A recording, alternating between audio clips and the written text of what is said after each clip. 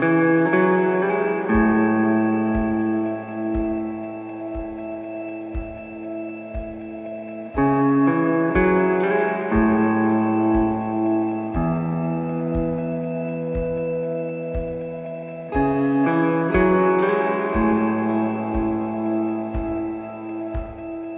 Yuval, thank you very much for doing this interview and having you here in Athens. Thank you for inviting me. It's a pleasure to be here. I want to talk today a bit about democracy, about artificial intelligence, technology, and so on, all the things that you've written on. And the first question is whether you think that democracy and the liberal order, the liberal ideas are under threat now by populism, autocracy, and so on. Yes, they are under threat. But then again, democracy is always under threat because it demands a lot of preconditions in order to thrive. Democracy is like a rare flower that can't grow everywhere, whereas dictatorship is like a weed that, anywhere you throw it, it can grow. As for liberal values, yes, they are under attack, but we should also remind ourselves that actually they are more widespread and stronger than ever before in history. People even don't understand what liberalism means. So a simple test whether you're a liberal is to ask 3 questions. Do you think people should have the right to choose their own government instead of just obeying some king? Do you think people should have the right to choose their own profession instead of just working in the same thing that their parents did? Like your parents were a peasant, you'll be a peasant? And thirdly, do you think people should have the right to choose their own spouse instead of just marrying whoever their elders or priests choose for them? If you answer yes to these 3 questions, you're a liberal. And today more people answer yes than in any previous time. Even the people who call themselves conservatives today are actually usually more liberal in their views than the radical liberals of a century ago. Yeah, but it definitely feels like the jungle is growing around us, like Kagan has said. Yeah. In terms of conspiracy theories, mistrust of authority, of democracy, and so on. How do you fight this back?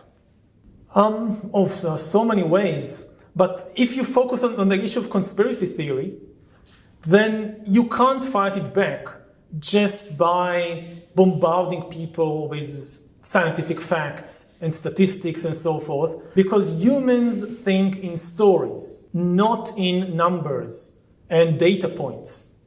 You need a good story. And it's difficult because the truth is usually far more complicated and painful. When you tell a completely fictional story, you can tell a story which is simple and which will flatter people so they would like it. The truth is usually more complicated and more painful. So we need a bridge between the scientific world and the general population. And I see my job as being part of that bridge, of taking the latest findings and discoveries of science and telling them in a way which will be accessible and even fun for the general public to engage with. You've written about a class of people which is going to feel useless in the future because of AI and the improvement of technology. And the question I have is, there are these people who are scared. They see the train of globalization going by fast. They want to get off the train and so on. Is this their revenge to believe in conspiracy theories, not to trust politicians, not to trust science and so on, in some way? In some way you can say yes, it is a revenge, but it is a revenge that hurts them as much as anybody else. Just by believing some conspiracy theory, it will not stop the march of technology, it will not reverse globalization, and it will not provide you with a job if you are unemployed. I think the big challenge we are facing, if you talk about the job market and the loss of jobs, is not that technology is completely destroying jobs. Yes, technology is destroying some jobs, but it is also creating new jobs. The problem is retraining and reinventing yourself. To stay in the game in the 21st century, you will have to retrain and reinvent yourself not just once in your lifetime, but at least several times. And this is extremely difficult You know, throughout history, life was usually divided into two parts. When you're young, you mostly learn. You develop your skills, you acquire new abilities. Then when you're older, you mostly work. You make use of what you learned as a young person. Of course, you learn new things as you go along, but mostly you have this division. Now it's completely broken, this division. By the time you're 40 or 50, most of what you learned in school will be completely irrelevant. The skills you acquired will no longer be necessary. So you will need to reinvent yourself. And for that, you need the ability to keep learning throughout your life, and even more so, the psychological ability to retain a flexible mind, to keep reinventing yourself. You know, if you were a taxi driver, and now they don't need taxi drivers anymore because you have self-driving vehicles, but you need more yoga teachers, or you need more designer of virtual worlds. So it's not just about learning a new skill. It's sometimes even acquiring a new personality. Yoga teachers usually have a somewhat different personality than a taxi driver. So would you be able to do that or not? That's the key for survival in the 21st century. But are we asking too much from the average person? Probably yes, but history will not give discounts to anybody. You know, if you're left behind and you can't do it, you can't come complaining to history, wait, slow down. It's too fast for me. I mean, we've seen it before in a way in the 19th century with the Industrial Revolution, when a few countries industrialized first, like Britain and France and the US. Most countries remained far behind. Even if they heard something about industrialization, they said, no, this is the British can do that. We have more urgent stuff to do in Greece or in Egypt or in China. And within a couple of decades, all these countries were either officially or unofficially British and American and German colonies. And it's happening again with AI, with biotechnology. And again, there is a divide. A few countries are leading the world in this new industrial revolution. Most countries remain far, far behind. And the gap now is even bigger. In the 19th century, there was a gap between somebody who had steamships and railroads and somebody who didn't. But the gap between somebody who masters AI and somebody who doesn't is much bigger. To become a colony in the 21st century, it's not about tanks entering your country and taking over. You don't need to send the tanks in. You just need to take the data out. We are now seeing a new form of imperialism. You can call it data colonialism, when it's all about the data. Just imagine the situation, say, in Greece in 20 years, when somebody in Moscow or Beijing or Washington has the entire personal data of every politician, every journalist, every judge, every military officer in Greece. They know your entire medical record, your ailments, your problems, your past diseases. They have your entire sexual life. They know every bribe you took. They know every joke you ever told about some group or minority or whatever. Would Greece still be an independent country in such a scenario? Or would it be a data colony? I guess the counter-argument to that is that a child in Somalia or Yemen or somewhere else, they have tremendous opportunities they couldn't think of because of this new world. I'm not saying it's all bad. I mean, there are enormous opportunities and enormous dangers, but the thing is, it's extremely stressful. The child in Somalia may have new opportunities that didn't exist before, but to make use of this opportunity is extremely demanding. It's extremely stressful. This is what I was talking earlier about the need to keep learning and reinventing yourself throughout your life. It's not like you learn how to cultivate your field, like you're born into a farming community. As a child, you learn how to plant and harvest and drive the bullock cart and whatever, and throughout your life, you basically make use of that. No, that will not be enough anymore. And this need to keep learning and keep changing, it's so stressful. I mean, we just now had this conversation with the CEO, with the president of Microsoft. And you asked me what I wanted to ask him. And in the end, I asked some important question. But actually, the question that bothers me as an individual is, why do you keep changing Windows all the time? That, every I dread this notification that, okay, Windows 10 is over, now you have to install Windows 20 on your computer, and I don't just leave it as it is. That's a good point, actually. Yeah. You've talked about COVID as a watershed moment in terms of data surveillance and so on. Mm-hmm. Why are you so worried about it? That it will fall in the wrong hands, or that the autocracies will become more efficient? Yeah, What's your main concern? It's a power that never existed before. It's not all bad, of course. It can provide wonderful healthcare systems also. But every new major power is a major threat. And again, looking back to the Industrial Revolution as kind of the historical perspective, in the end, industry gave humanity enormous power.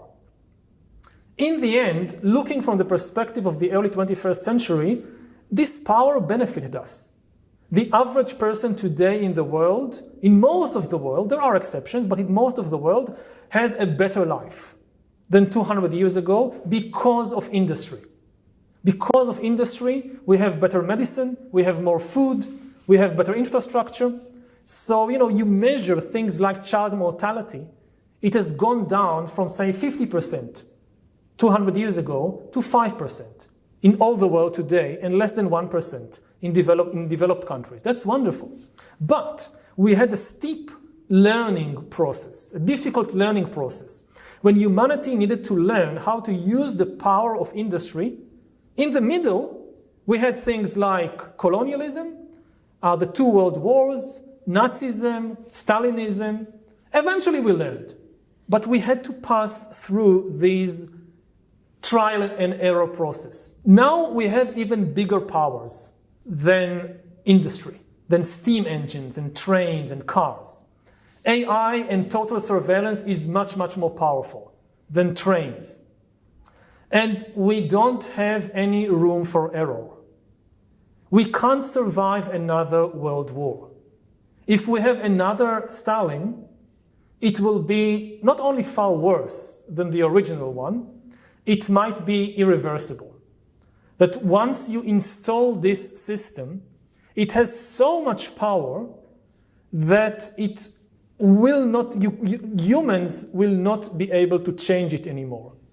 The threat of AI is not just for democracies. It threatens authoritarian regimes even more. If I think which are the first countries that AI will effectively take over, I think it will be countries like North Korea or China. Because when you already have, to take over a country like the US, it's so complicated. Because power is diffused everywhere.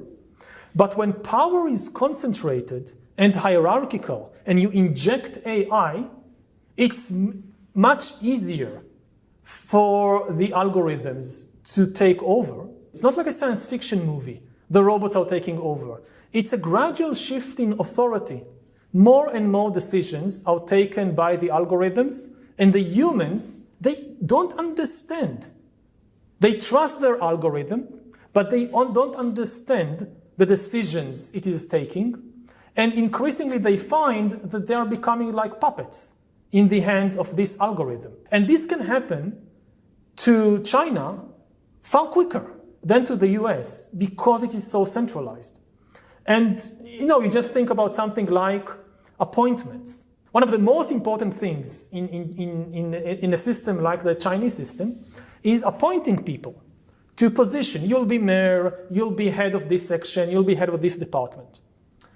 Now, increasingly, these decisions, at least on the lower level, will be taken by an AI system that gathers all the data on you from the moment you are born, what you did in kindergarten, what you did in school. It has all the data, and it analyzes it, and it decides, okay, this person will now be mayor of this town, this person will head this department.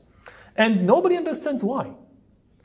Because the calculations are far beyond the capacity of the human brain. And, so still the members of the Politburo, they are the result of human choice. But increasingly they look around and they see maybe that the entire party has been taken over by the algorithm. And they are powerless now to stop that or to change that. But the ultimate Orwellian nightmare for you, the way I gather it, is a machine deciding whether you're going to get a bank loan, or a dictator knowing whether you're angry or happy with his decision, right? I mean, that's... It's not necessarily evil. It can be used for good purposes too, of course. But if it falls into the wrong hands, then it will create a totalitarian regime that is far beyond anything the Soviet Union would look like a libertarian paradise. And, in a way, even the scarier thing is that it's not evil, it's not Stalin, it's not Hitler, and still, it challenges the very meaning of human life because we are used to thinking about life as a drama of decision-making. Every great work of art, you think about ancient Greek theater, it's always about some big decision. Somebody, the hero, the heroine, Antigone needs to make a decision. Oedipus needs to make a decision. Now, what happens in a world when increasingly all the decisions are taken by an algorithm that knows you better? At first, the algorithm tells you which TV shows to watch, which books to read. Increasingly, it tells you what to study, whom to marry, where to live. And we don't have any philosophical models for understanding such a life.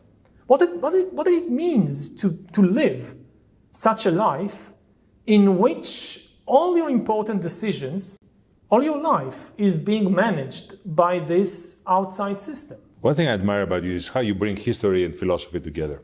And one question I have is, I observe around the world that strong leaders are on the wrong side of history, right? They're not the liberals or the people who really want to move forward. How do you explain this?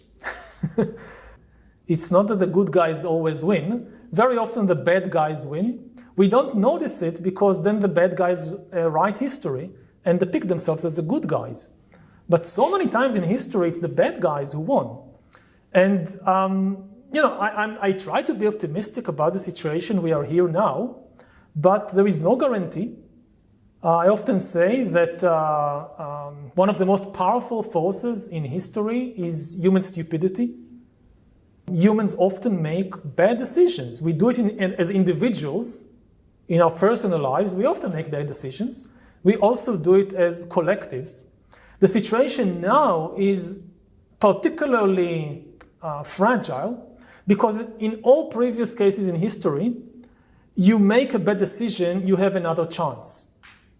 But now, at least some decisions, if you make a bad decision, that's it. You will never get the chance to rectify it. And the thing is that there is just this huge, huge gap between human power and human wisdom. We are far more powerful than wise. We are very, very good in developing new powerful technologies, but we are not good at all in knowing how best to use these technologies. And we've seen it throughout history. It's not something new. Reading your books, you had the idea that you were thinking that man was going to feel like God, maybe 50 years from now. Is that going to be the case, or is it going to be a citizen scared by the God that has created, by the forces has unleashed? There are many scenarios. I don't know what will actually happen 50 years from now because it depends on the decisions we make in the coming months and the coming years. What I try to do in my writing is to map different possibilities, different scenarios. Many of these scenarios are contradictory. They can't all happen. And I don't know which of them will come true. The whole point of making these predictions is not to turn out to be right, like in 100 years I will say, I told you so. The point is that you warn people about the most dangerous scenarios in the hope that they will make good decisions that will prevent these scenarios from happening. You've written about Greece, regarding COVID and so on. And I wonder, what has really struck you about Greece? You know, you've been walking in the streets, you've seen some people. Yes, I mean, the difference with Israel is really amazing. I mean, we were just coming from the airport and we saw people queuing in a bus station, like 2 meters apart with masks. That's amazing. I mean, you know, if we were in Switzerland, we would say, okay, these are the Swiss. But, you know, Greeks and Israelis, both Mediterranean, they are not so different. And in Greece, we were really struck by the level of cooperation that you see from the ordinary citizens. I don't know what were the reasons for it, but I would say that this indicates a much higher level of trust between individuals and between the citizens and the government than, unfortunately, we have back at home in Israel. We have surprised ourselves, I think. But you've been turning your books into a comic now. Yeah. Tell me, is this a challenge? Is it fun? It's a big challenge and it is a lot of fun. I mean, I'm not doing it by myself. I don't know how to draw. I draw like a 5-year-old kid. I'm in a team with 2 artists, Danielle and David from Belgium and from France, and we're working on this together. And it's really a very interesting experience because we experiment with different ways of telling history, of telling science. So we have one chapter about human cooperation, and we follow the conventions of superhero movies to explain this. Like the key for human cooperation is believing in common stories. So we created this superhero, Dr. Fiction, which she personifies this human superpower of telling stories and thereby making people cooperate. So the entire chapter is told not like a normal history book, but like a superhero movie. And then we have another chapter about the disappearance of the big animals in more than 10,000 years ago. As humans spread around the planet, more and more big animals disappeared, like the mammoth or the saber-toothed cats. More than 90% of the big animals of Australia disappeared. So instead of telling all this like a typical science book, we follow the conventions of a detective movie. Again, we created this fictional character, Detective Lopez, and she is traveling around the planet on the track of the worst serial killers ever, ecological serial killers, who killed all these big animals. So, I mean, it's still science.